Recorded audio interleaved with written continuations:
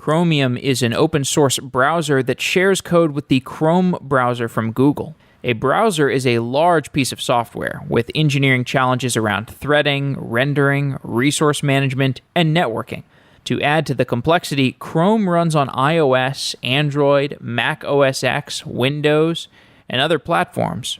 Chrome OS is an operating system based on Chrome.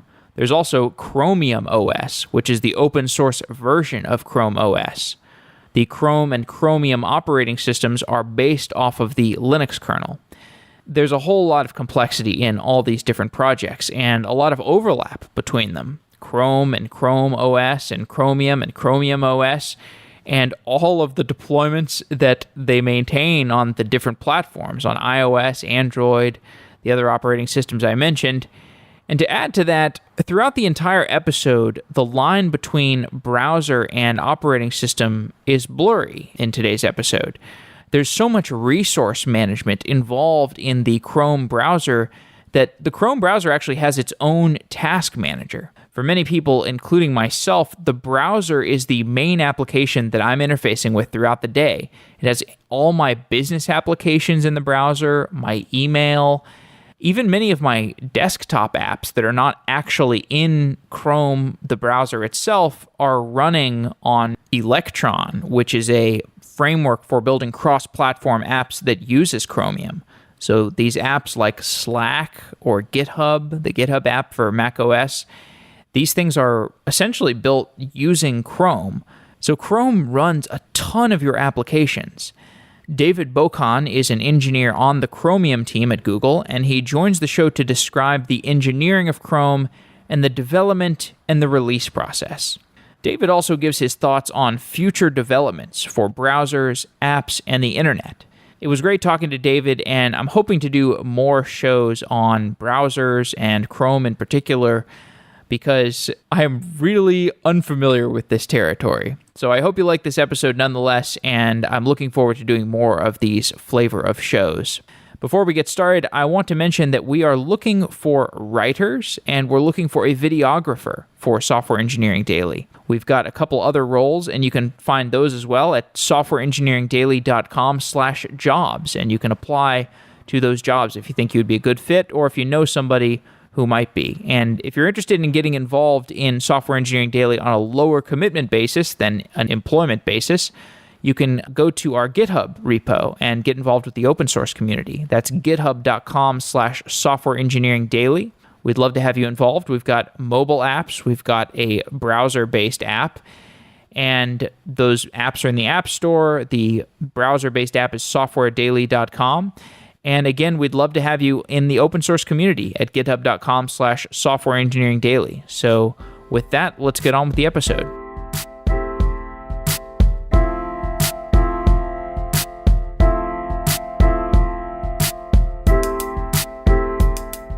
At Software Engineering Daily, we have a web app, we have an iOS app, an Android app, and a backend that serves all of these front ends. Our code has a lot of surface area, and we need visibility into problems that occur across all of these different surfaces. When a user's mobile app crashes while playing a podcast or reading an article, Airbrake alerts us in real time and gives us the diagnostics that let us identify and fix the problem in minutes instead of hours. Check out airbrake.io/sedaily to start monitoring your apps free for 30 days. Setup takes only a few minutes, there's no complicated configuration needed, and Airbrake integrates with all of your communication tools from Slack to GitHub to Jira, and it enhances your current workflow rather than disrupting it. You can try out Airbrake today at airbrake.io/sedaily.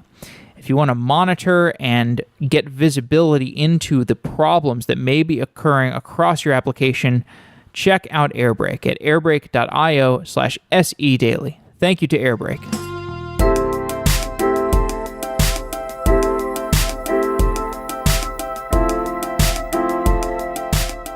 David Bokan is an engineer on the Chromium team. David, welcome to Software Engineering Daily. Happy to be here. Thanks. Chromium is an open source operating system. There's also Chrome OS. Well, I guess Chromium is both a browser and an operating system. I think Chromium OS would be the operating system version of it. How did the Chromium project get started? So I haven't been around since the beginning, so maybe I'm not the best person to speak to that. But basically around 2008, I think, maybe a little bit before it went public, Google started working on a browser. And I think the Chrome OS project started a little bit after that. And it was basically to fulfill the vision of computing completely on the web. So Chrome OS is sort of like, these days, I guess it has its own local apps, but everything is sort of running in the browser. The history I'm not super caught up on, so. No problem. We can talk about the contemporary state. What's the relationship between Chromium, Chromium OS, Chrome OS? There's kind of 4 different projects here we can multiplex this conversation across. Can you level set us with the relationship between these projects? Sure. I've seen the confusion here quite a bit. So Chromium is the open source bits of everything that we work on.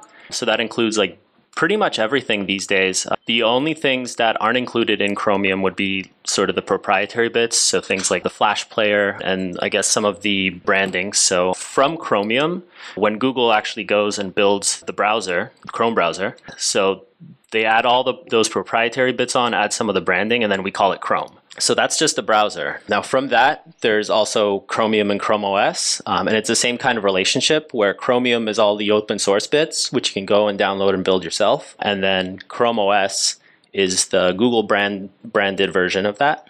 Okay, and if we're just talking about the operating system side of things, how does the user experience of Chromium, so for people who are totally unfamiliar with this operating system, the Chromium operating system, how does it compare to a Linux operating system like an Ubuntu? Mm-hmm.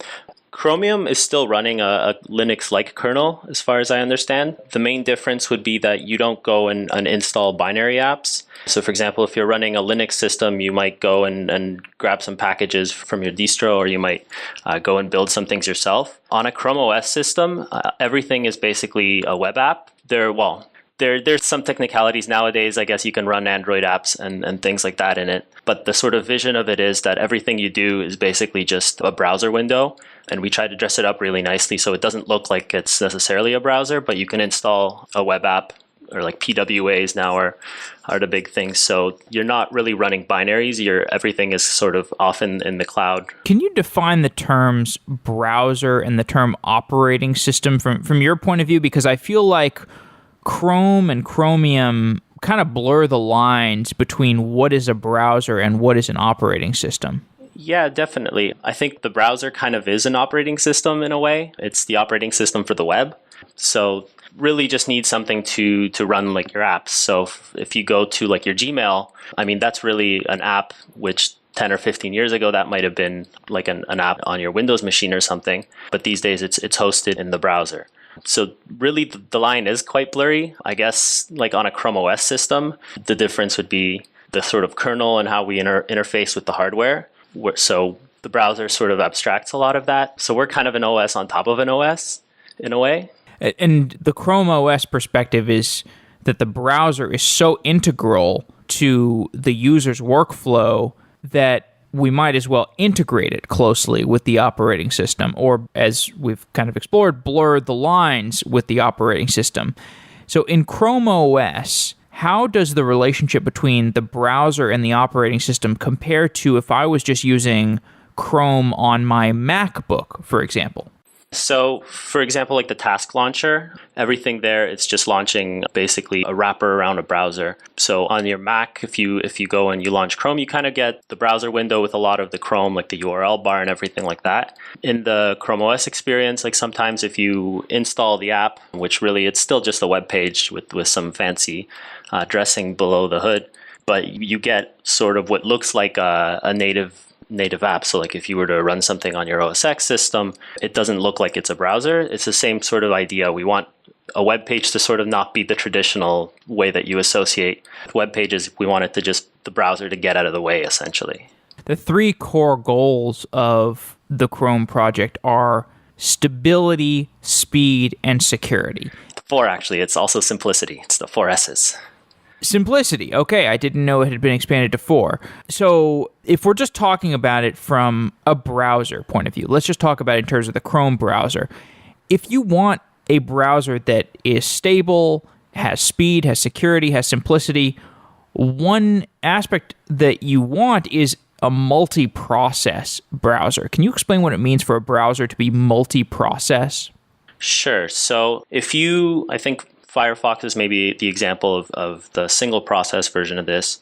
If you go to several web pages in different tabs in Firefox, they all look like they're running independently, but really they're all hosted in one big process, and that it also includes the browser UI. So the difference in Chrome would be if you go to 2 different domains in 2 different tabs, each of those has its own process. And so what that means is that we're using the operating system's isolation for each of those tabs. So they don't share the same memory space. There's no way for them to talk to each other in a direct way. And the Chrome browser UI is also running in its own separate process. And this allows us to do like sandboxing. So for example, those tabs themselves don't have access to like really powerful primitives on your system. So they can't go and read the hard disk themselves. They can't go and access some of the hardware devices. They have to go and ask the browser process to do that on their behalf. Okay, so Chrome is a browser which assumes it's always connected to the internet, and all of the Google apps assumed that they were online in the past, but an operating system has to be able to run stuff offline, and apps for Chromebook, for example, increasingly have offline functionality. What are the engineering constraints around Chrome apps today? Do they still need to be online, or is there offline functionality that's required? So recently there's been like a much bigger push to allow this kind of offline functionality because you can't always be connected to the internet. It was great having a Chromebook and then being able to use it everywhere until you got onto a flight and you needed to do some work. So really recently there's been some really nice advances in web APIs. So like Service Worker is a really big one, which allows you to do all sorts of local caching and basically really build apps that work very well offline. So I think that the landscape in that sense is changing a little bit. There are some principles that Chrome shares with other networked application platforms. So for example, when I think about Android, I remember doing some Android development in the past, and one principle is you never want to block the UI thread. And you also want your different network calls to be able to execute asynchronously, so you don't block when there's calls across the network. If you're in a browser or if you're on a heavily networked Android application, both these cases, you want your network calls to be asynchronous so that you can make a call out to the network and then continue processing locally and then wait for the callback across the network. Can you give some more details on how to architect the threading model around a heavily networked application like a browser? Yeah, so this kind of has been a problem traditionally, and it goes back to the legacy of the web, which kind of started out as a document platform, and it sort of got this application framework like kind of bolted on after the fact. So really there is no threading in web apps. It's generally everything is basically on your UI thread. And so this has been quite the challenge for people who are trying to build these high performance modern apps. These days, the recommended pattern is to really chunk up all of your work and to really make sure that you're not running anything long on the JavaScript thread, because that is your UI thread. So if you're executing any kind of cross-site network requests, really you should be doing those asynchronously and with like promises and not waiting on the response for that. We have seen like sometimes when we go and do like a performance analysis on a web page, and we'll notice like, they're doing a synchronous request here. And so yeah, that's going to block up. You can't scroll all of a sudden, you can't do anything. We've also tried to mitigate some of these issues. So one of the patterns that's used in all browsers actually today is this sort of off-thread user interaction. So when you go to scroll, when you do pinch zooming, whenever we can, we try to do that on a separate thread. And there's an enormous amount of logic and complexity around that. And we sometimes have to fall back to the main thread anyway. But there's a lot that happens in the browser to make sure that we're staying off that really busy UI thread. Chromium is the open source version of Chrome. How closely does the closed source development, how does that development track the Chromium development? I've been on the Chrome team now for about 5 years, and I don't think I've ever touched anything in the internal repo. So it's really a small part of Chrome. I think these, like the PDF plugin, for example, was open sourced at some point. So it's really been moving more and more to get more of the bits of Chrome open sourced. Really, these days, I think it's just a couple of things that I think like codecs and some proprietary bits like that. Okay. And can you talk about your interaction with the release process a little bit more, getting the Chromium browser from when it's just in its open source instantiation to how that code makes its way into production for Chrome users? Sure. So Chrome ships every 6 weeks, which is really nice. We try to keep an evergreen model where users are always up to date. So how that works is generally we'll do development on the tip of tree on like our trunk. And after 6 weeks of a release cycle, at some point we'll cut a branch. And so that will become the beta branch at some point. So for a couple of days after that branch is cut, we do a lot of work to try and stabilize that branch. Any kind of issues that we find, we land first in the tip of tree, and then we merge those patches back to the branch. Once that branch is getting to a place where we can actually ship it out to lots of users, we'll promote that to a beta. And beta has I'm not sure about the numbers, but it's there's quite a significant number of users that run in beta. And I'm not sure exactly the time, but it's a couple of weeks. Beta will actually go and we do that same sort of stabilization process where we'll land patches in the tip of tree, verify that they're actually fixing issues, and then merge them back to beta. And then after a couple of weeks of this, once everything is stabilized and there's no major blocking issues, that beta will be promoted to stable and pushed out to all of the live users. Webkit is a browser engine that is in Chrome. What is the purpose of Webkit? Can you describe what Webkit is? Yeah, so actually these days Chrome is running on Blink, and Blink is a fork of Webkit. So long ago, Apple created the Webkit project, which was the rendering engine for Safari. And initially when Chrome first released, it was using that same rendering engine. Around 2013, we forked Blink from Webkit and have been using that ever since. And so the rendering engine is basically everything that interacts with the web. So what Blink will do is go out and grab the HTML, the JavaScript, the CSS, do all the parsing, build the DOM, and then basically put pixels on the screen. So it's generally responsible for everything that's not the browser Chrome. So like your URL bar and the tab strip and everything, that's all more like Chromium. And then everything that's actually content is Blink. And that includes things like user interaction and input events. And it doesn't include JavaScript. That's handled by V8. But it basically, the main thing that Blink does is take HTML and spit pixels out onto the screen.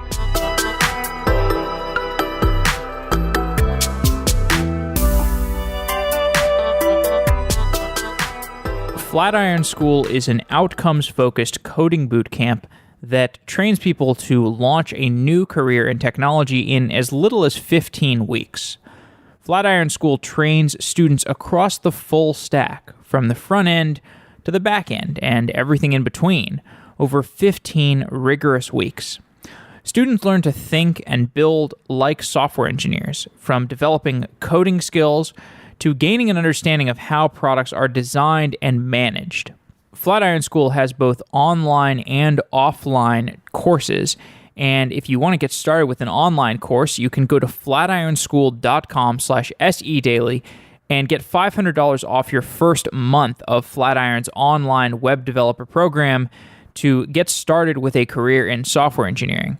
If you like that online course, you might enjoy checking out Flatiron School's in-person courses that are the 15-week immersive courses.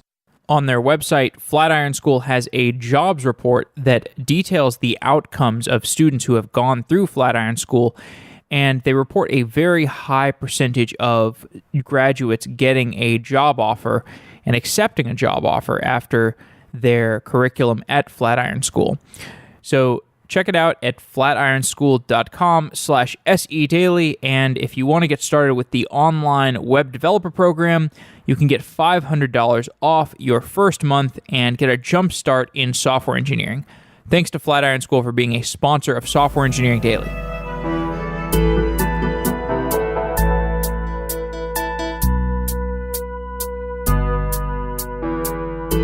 So a browser is a sandboxed way of accessing web applications. We've historically needed a lot of security between the browser and the operating system, but Our files and other sensitive information are increasingly in the cloud. So in some sense, the security model around our files is becoming different, arguably more secure.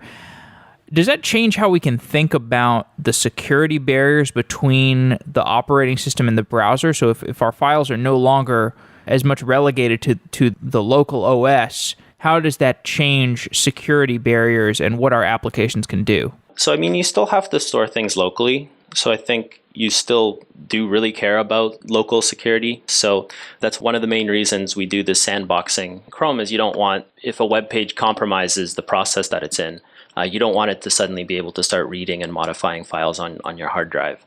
Although we have things like Google Drive or Dropbox or name your cloud file system, you still do need a sandboxed model to some degree. You don't want your browser to have uninhibited access to the operating system. So I should have just asked you, what are the security barriers that need to be in place between the operating system and the browser?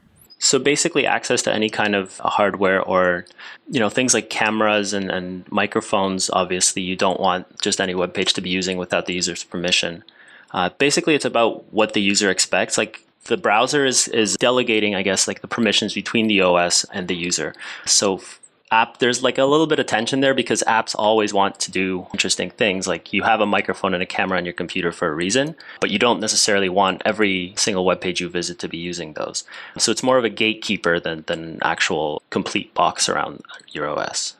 Can you talk about the security model of Chrome just in more detail, some principles and some security mechanisms? So I'm not super well caught up on those. So maybe just in a general sense, I think the process model is really the main thing. And it's sort of in the forefront these days with like the recent Spectre and SpecHammer attacks. One of the big overarching projects currently going on in Chrome right now is the site isolation project. And what that's doing is we already have process isolation between tabs.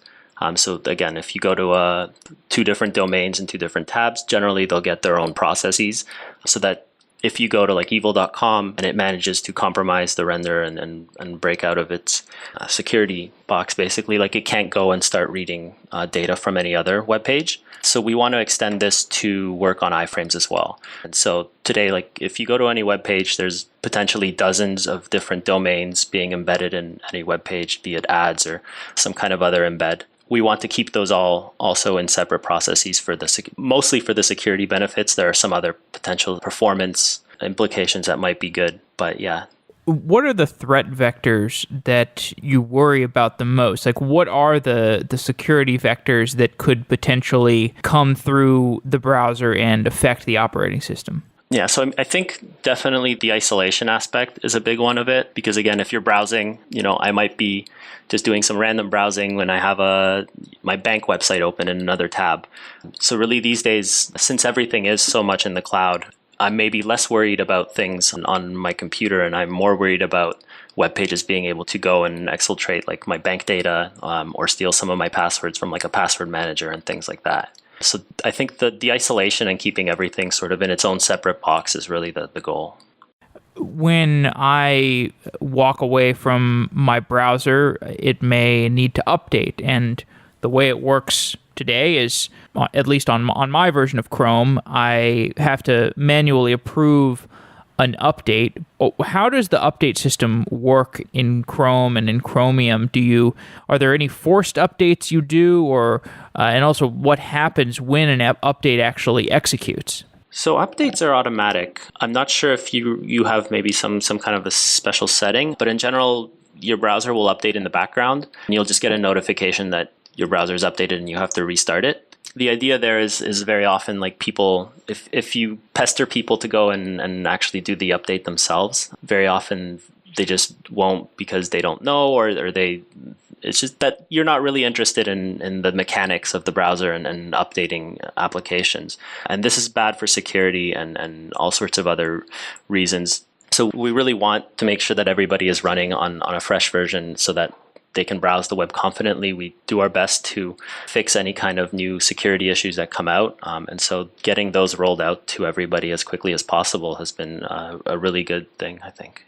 Yeah, no, I think I realized it's that the color of the arrow changes. So I have, you see the green arrow first, and that just means, hey, the browser has updated and you should restart it. And then when it turns yellow and eventually red, it's saying, hey, this is actually more imperative. You really need to restart your browser.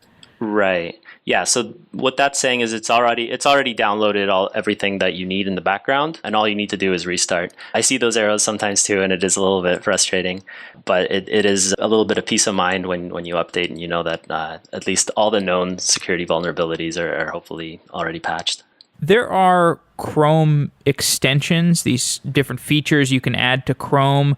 There's also, I think there's Chrome apps, right? Like there's actual apps that are running somehow through Chrome. Can you talk about the different ways that people can run applications that are custom built for Chrome/Chromium? So I only really know a little bit about the extensions, even less so I think about apps. Basically extensions just allows you to go and write some HTML and JavaScript that can plug into the web pages that you're browsing. And that allows you to go and do all sorts of things like modify the page that you're currently on, or get some information out of it, or give you some kind of extra actions. You can think of it kind of as just like plugging in a little bit of extra code to the web page. Applications, I know this only maybe at a high level. I think it's basically just packaging up all of the JavaScript and HTML that you would normally have on a web page. And in the case of Chrome OS, for example, you can add a manifest and some additional permissions. And if a user actually installs it, and so they signal that they actually trust this app, it might get some more security permissions that traditional desktop application might get as well. So for example, like accessing a camera and well, these days I think you can do that from the web, but like writing to disk, for example. Do you spend much time with the Chrome OS team, or are you mostly just thinking about things from the browser's point of view? So interestingly, I started off technically on the Chrome OS team, but very quickly got sort of shuffled into working more on the web platform. So I've been working almost primarily on Blink for the last 5 years. Now and then I'll interact a little bit with Chrome OS folks. It's generally, they are very much plugged into the web platform, so everything that they do is kind of running on the same platform that we're providing. So examples of this are like scroll bars in Chrome OS are the same scroll bars that we use on the web. So that's sort of the thing I kind of work on in Blink. And so I've had to interact with folks on the Chrome OS team to get them to work the way that they would want to, for example. What's the hardest thing about building a scroll bar? So they're very different depending on which platform you're on. So having to maintain the different kind of behavior between like MacOSX or Windows and Linux and Android, it's just a really big challenge to make sure that we can support every different kind of behavior for every different kind of UX. And then make sure that, again, we have that whole complicated machinery that I mentioned before for having like that off-thread user input. So we have separate paths for when you go and you do a scroll and it happens on that off thread to make sure that it's nice and smooth versus when you do it on that busy UI thread. And so having all these different modalities and different UX and what looks like a really simple issue actually ends up being tons and tons of maintenance work and headaches. And it sounds like a lot of that is because of the cross-platform aspect of it. The fact that you do have to be compliant with OS X and Android and Windows, and I was looking at some of the best practices within the Chromium team around how these things are shipped, how you ship operating specific, platform specific notions of code for each of these different platforms. And you, from what I saw, you have just these different files, like in a given directory. For the Chromium project, you might have 8 different files, and each of them executes only on a specific operating system version or some specific user agent version. Yeah, so this has been one of the most humbling things. I think starting on Chrome is realizing just how difficult multi-platform development is. Because again, you'll have these different versions of a feature. And it turns out that these might be really well tested on Windows and Linux, but because Mac works somewhat differently, it's a little bit hard to write tests for that. And so then you end up getting regressions and bugs on Mac. So it has been getting better over time. I think that we've been putting a lot of effort into making sure that things work as close to each other on different platforms as we can. But like for example, scroll bars are still an example of something that is really difficult to make it common and consistent across all the platforms. So I know you said you were doing most of your work these days on Blink, which you said that's the rendering engine? Yes.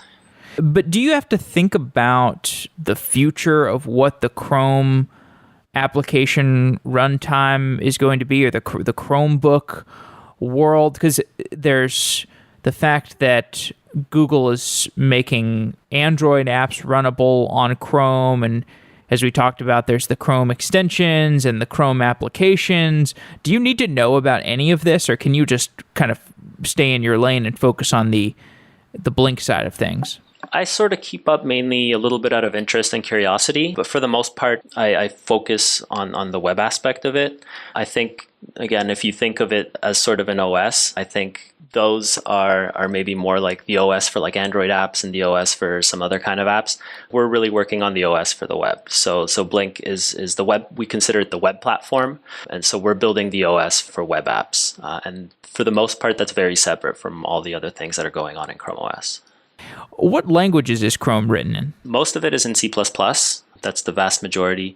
We have some scripts and tooling that is done in Python. And then the Android version is a little bit of Java as well for things that are UI. But the primarily C++. And has there been any assessment of, could we do any of this in Go, maybe use Rust? Have other languages been considered? So the Chrome code base is enormously large. So I think at this point, like the ship has pretty much sailed. I have just been kind of like keeping tabs on Firefox and their efforts with like Rust and writing. They were writing that new engine in Rust. Servo? And I think Servo, right. And that's super interesting and very cool technology. But I think the challenge of bringing something the size of Chrome all the way into something new like that would be pretty daunting. When you look at that browser that they've built with Rust, or the browser engine, what are the advantages of Rust from a language level? Are you familiar enough with the language to know kind of what is there anything you sort of envy, abstractions that you wish you had in C++? So I don't know much about it. The thing I've heard a lot is I think like memory safety. So in C and C++, it's very easy to shoot yourself in the foot and sort of start reading and writing memory past what you intend. From what I understand, that's more difficult, if not impossible, in Rust. So I guess that's the really nice thing. Like they touted the security benefits of it, but yeah, I don't know it in depth enough to actually have a more nuanced position. And what challenges around memory management do you encounter in writing a browser? Because if your browser has a memory leak, it's really unfortunate because I never close my browser. That's one of the reasons I see those red arrows that tell me to close Chrome and reopen it. And if there were a memory leak, then this would just be a kind of a catastrophic application for me. Yeah, well, one of the biggest challenges is often the memory leak is not necessarily in Chrome, but it's in one of the web apps. So for example, like I keep my Gmail tab open for months at a time. And once in a while, we'll notice that like, hey, my Gmail tab is using like 4 gigs of RAM. And so that it's also possible that the apps are actually misbehaving as well. So like, again, Chrome is kind of a little bit of an OS of its own. So it's not necessarily that there's a memory leak in Chrome, but it could be a memory leak in the web app. The other challenge there is that Chrome is such an enormous project with so many different pieces and components and features that it does tend to balloon fairly quickly. So we do our best to try and minimize how much memory it uses, but it's a constant battle. Like we're treading water and then every once in a while do a little bit better, but the arrow is a slow creep up. What constraints can you put on different tabs? For example, if there's some tab I have open to a recipe site, and that recipe site just has a million different JavaScript add tags, I don't find that it just completely destroys my operating system performance. So clearly there's either some sandboxed amount of memory that it's allocated. It's not able to leak into dominating my entire memory space on my computer. Are there some constraints around how much memory a given page can take? Yeah, so today everything on that one page would be in its own process. So your operating system is probably doing a bit of work there. I don't think that we have like an explicit memory limit on that, but that does mean that like the page itself is running really badly, right? Like one of the interesting ideas was with this site isolation project. If you take all of those extra like add iframes or like who knows, a Bitcoin miner maybe, and then just throw it into its own process and maybe throttle that process and give it lower priority, that would actually make the main application run much better. Can you talk more about how that works? I know you touched on it earlier, but explain how site isolation works. Right. So when you load a web page today, and it might go and it might embed a bunch of iframes from different domains, all of those go into one process in Chrome. So what would happen in site isolation is if we notice that the iframe is from a different domain, would want to put that into its own process. And so that way it can't talk directly to the actual page. The challenge there is that a lot of the web kind of relies on this, being able to, it changes the timing, for example, of how a web page will load. So you might be able to post message from your application to some iframe. And now because that iframe is in a different process, it might not have loaded yet, or things work a little bit differently. But internally, basically, it's kind of similar to as if you were to open that iframe in its own tab. It has less of a connection to the parent tab. Understood. So can you talk more about the resource management of Chrome from the point of view of the relationship between Chrome and the operating system? So for example, when I open up Task Manager on my, or whatever it's called, Activity Monitor on my Mac, and I see 4 or 5 different Chrome processes that are running, what are those processes that are running? What are those different things doing? Is there some mapping from those processes to web pages or to different things running in Chrome? Can you help me understand what's going on there? Sure. It's a little bit complicated. A bunch of those will be like those tabs. So I mentioned that often, like if you open a new tab, then that page will get its own process. So you'll actually see that show up in the activity monitor. That doesn't necessarily always happen. So if you've got 2 or 3 tabs and they're all in the same domain, those will generally be, I think, in their own process. Like they'll have one process for the domain. This kind of varies between platforms. So like on Android, for example, because of memory constraints, for the most part, everything kind of gets shoved into one process like a traditional browser. There's also like that browser process I mentioned. So that's sort of the main overseeing process, and that does all of the privileged work that needs to happen, like writing to disk and doing network requests and things like that. There is also a process for like the GPU. So for example, your process for the web page will actually send a bunch of information to the browser process, and then that'll get put together with all the different information like your UI tab strip and all the other things, and then that gets all sent to a GPU process to actually get pushed out to the graphics card. So it's really a big machine with lots of complicated moving pieces. So you're kind of seeing the internal guts there. If you're interested, you can also, there's in Chrome's got kind of its own task manager. So if you go to the little hamburger menu, and I think in like more tools, there's I forget the exact name, but it's something like a task manager. And you can see all of the different processes that are running in Chrome and what they are and how much CPU they're using and things like that. It's a little bit more informative than just seeing like Chrome helper process in the Mac Task Manager. It's actually called Task Manager. I just opened it up. I'm looking at it. It's got a lot of subframes. Yeah, so that's site isolation, I think. Some site isolation experiments going on right now. And it actually shipped on desktops in Chrome 67, I think, if I'm right on that. But yeah, so on desktops, you will actually get isolated subframes now. So you'll see a process for iframes on a page.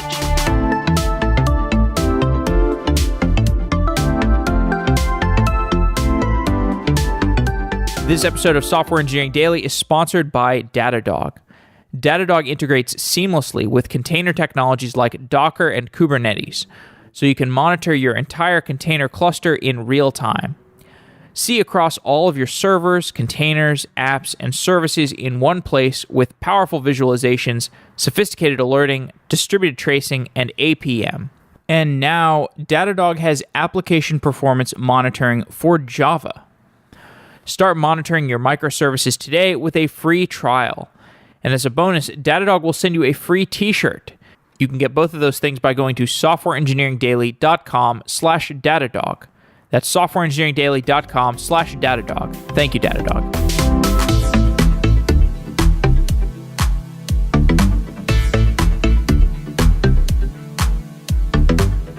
So I'm looking at this task manager and I sorted by CPU consumption and memory footprint among all of the different tasks that are running across Chrome. And at the top, it looks like the CPU is the browser itself is dominating in terms of CPU. And so what are the most CPU intensive tasks that the browser itself has to do? So that's a little surprising to me. Usually I would think that the actual tab processes would be the ones that are fairly CPU intensive.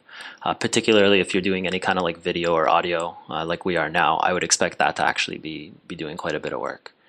Zencastr is up there. We're recording over Zencastr. Zencastr's taken up 62 whatever CPU units these are. And then the browser has got 121 CPU units. Right. So that does make sense, I guess, because we're recording some audio, and so it's got to be sending data between the browser and the tab process. So both of those would actually be in heavy use. Fascinating. Yeah. So the other things I'm seeing are tabs, apps, and then a bunch of, like I said, subframes under accounts.google.com, etc. So, but if I were to go to my computer's, my operating system task activity monitor itself, I would see something different. And I think you mentioned, so if I've got a bunch of things that are in the same domain, so for example, a bunch of Google Docs processes, would those get co-scheduled into some task manager notion that will just show up as one single process under the activity monitor of my operating system? So it depends. There's a lot of flexibility in how we split up different tabs and different pages between processes. I'm not super caught up on how we actually do that today. I know that there's been like talk if your system is under memory pressure, then perhaps we'll like squash things into fewer processes or not. In general, if it's on a different domain, I think it should be in its own process. If it's from the same domain, I think it should be in the same. But yeah, it's been a while since I've looked at that, so I'm not sure what that is today. No problem. What about memory management and garbage collection more broadly? How much time do you have to spend thinking about garbage collection? Luckily, not too much. So there's two garbage collectors, at least that I'm aware of in Chrome. So the first is the V8 garbage collector, and that's for everything JavaScript. So that's more to do with like page authors and then the web apps. And then internally inside of Blink, we actually a few years ago launched our own garbage collector for things going on inside of Blink. So when I'm writing code, for the most part, I just have to make sure that when I initialize things, I hold them in the right kind of handles, and it basically figures out when the object is no longer actually in use and then makes sure that it tears everything down. Blink used to use reference counting, which was a little bit trickier and would often get things like cycles, so then you'd leak memory like that. But I think it's been over time, I think that the garbage collection has shown that it's actually been a really nice thing to have. I want to take a step back and discuss the team aspect more and the interaction and how development works on the Chrome team. Can you describe sort of the structure of the different teams that are working within Chrome? Right. So we have like the web platform team, and so that's the team I'm on. That's responsible for Blink, but also generally things like spec work and working with other browser vendors on making sure that the web is interoperable between different browsers and how we evolve the platform and the APIs. Outside of that, there's more like, I guess, Chrome browser team, which would work on the actual UI and various features like autofill and things like that. Beyond that, I guess Chrome OS would be its own separate team. Just from what I know, within the web platform team, for example, we break up into various small sub-teams. So like I work on the input and scrolling team. There's different teams for things like painting, for layout, for style. So it's quite a large team, and it breaks down based on, I think, like responsibilities and like ownership of code. And specifically, the Blink engine and the scrolling feature that you're working on right now, that's a core piece of functionality that's really important to all the different browsers that get shipped across all the different user agents, as we've already touched on. What's the process for being able to test all those different platforms? Right. So testing is always a bit of a challenge. Again, just because we do have so many different configurations and options. We do have like a large repository of tests. I think one of the most exciting things going on recently is this push for web platform tests. And what that is a common repository shared between all the different browser vendors. And so anybody can go and they can add tests there. And this is the preferred method, I think, now. Whenever we can, we try to add web platform tests for things, because that means automatically we get coverage across not just Chrome, but also like Firefox and Edge and Safari.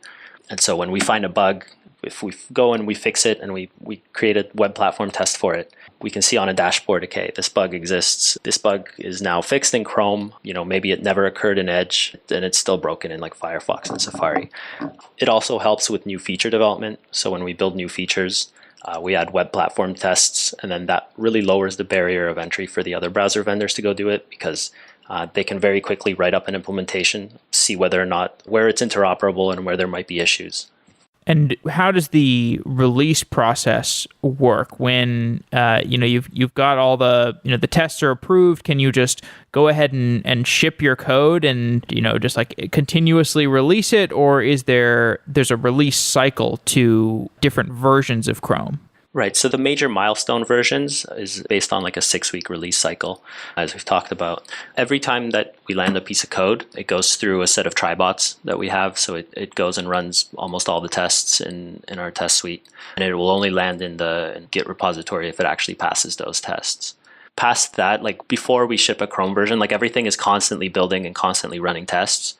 So hopefully tests should always be passing. And generally, where we do see failures and bugs, it's usually things that we were missing a test or some kind of a new feature, and we didn't quite have that edge case tested. So there's a running debate around to what degree browsers should be able to block ads or how they should regulate web experiences. And I'll just say from my firsthand experience, I'm kind of at the point where if I see a link to a domain name that I'm not familiar with, if I'm on my phone, I will usually just not click it, because the loading experiences for so many of these sites are just so offensive and just make my phone run really slow and it doesn't work very well. What's your perspective on to what degree a browser should regulate the minimum tolerable web experience? So I'll just clarify, I'm speaking on like personal capacity and not for Google or anybody. Of course. But there is a tension there because, like you said, the experience does really suck. And so if you just let everything in, then people will just stop using the web because the experience will be so much better elsewhere. At the same time, I think if you block everything, that will really undermine the business model of the entire web. And so like that might be good in the short term. But then if you take a longer view, there won't be any content made for the web because it'll be very difficult for people to make a living off of it. So I think the ideal thing that you want is to strike a bit of a balance where you really block out the most egregious ads and make the experience good enough that people don't mind the fact that there are ads on the page because it doesn't really affect the experience of the page. Yeah, I tend to agree with you. So when we think about all these different runtimes for networked applications, we've got mobile apps, we've got web apps, we've got, like we said, browser extensions and Chrome apps and Electron apps and all these different surfaces for applications. And then there's also things like the instant progressive web apps, these kinds of things. There's a lot of different experiments that are being run. And then you've got things like React Native that make it easier for these cross-platform applications to be written. Do you have a belief for, we've got all these different application surfaces are going to go. Do you have a strong belief in terms of how things are going to work out? Or do you just kind of feel like we're running a bunch of different experiments and like time will tell? Yeah, so I'm probably a little bit biased in that I think and at least hope that the web kind of wins out. My personal feeling on this is that it's maybe we're seeing a similar kind of curve we did with when desktops first came to prominence, where everything was sort of just like a binary that you install, and then eventually the web kind of caught up with the capabilities of PCs. And then you started to see more and more things shift on the web. With mobile, we're seeing kind of a similar thing where for a long time, like you really couldn't do very much on the web. And so everything was an app. I think we're sort of starting to see a bit of an inflection here where you can do more and more things on the web, where what you needed an app like an Android or an iOS app to do a few years ago, you can now do on the web. Personally, I think that the web has a lot of really nice advantages. Just like everything is indexable, you can go find it. If I go to like a restaurant or something and they have some kind of a special deal, you don't have to install an app that might be like tens of megabytes large, and you have to go through like a Play Store. You can just go and type in a URL, and everything is ephemeral. It's not changing like your system state or adding anything to it. So like that's personally where my loyalty would lie. I know people differ there, and like Android is doing a lot of work to bring some of those advantages of the web to Android apps. I suspect we'll see a little bit of more of a convergence where Android apps become a little bit more like the web, and the web becomes a little bit more app-like. Yeah, somebody was telling me about something called slices, where I think you can run some portion of an Android app and you could open that potentially from a browser. But I know, as you said, you're not super familiar with the crossover between Android and Chrome. So like that's one of the nice advantages of the web, is that you don't have to download the entire app before you run it. So if you go to a web page, you're only really taking what you need at the current time, and everything just sort of downloads in the background. So like some of the comparisons between like the progressive web apps these days, which is really basically just like a packaged up web page, the difference in size is like an order of magnitude.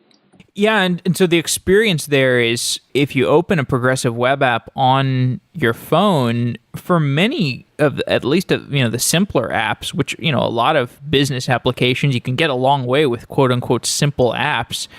They feel like they might as well be an Android app, but it's a progressive web app, so it's basically like you're opening a browser tab, right? But it's like a domain specific browser tab. Yeah, basically, like you're running the browser, but we do everything to not make it feel like the browser. So, for example, we might remove the URL bar and let the page customize things a little bit more to how it should feel. I think the best examples of this are where you can open an app and not even realize that it's a web app. I know, I think the Twitter Lite app was actually remarkably well done, and it feels very native, and it's just a great example of what you can actually do with today's web technologies. And you think that performance is just going to get better and better over time, and eventually things will go in that direction, or that would just be your preference that things would go in that direction? So if I had a crystal ball, I'd feel a little more comfortable making predictions. Yeah, I do think we have been adding capabilities and missing features to the web to let these things evolve this way. And I think we're going to continue to do that. So I do think things will get better and better. But like I said, at the same time, it's kind of coming at it from two directions. So native apps will also start to become more lightweight and more web-like and get a lot of these advantages as well. And when do you think you can get Assistant into the browser? Because the Google Assistant is quite useful.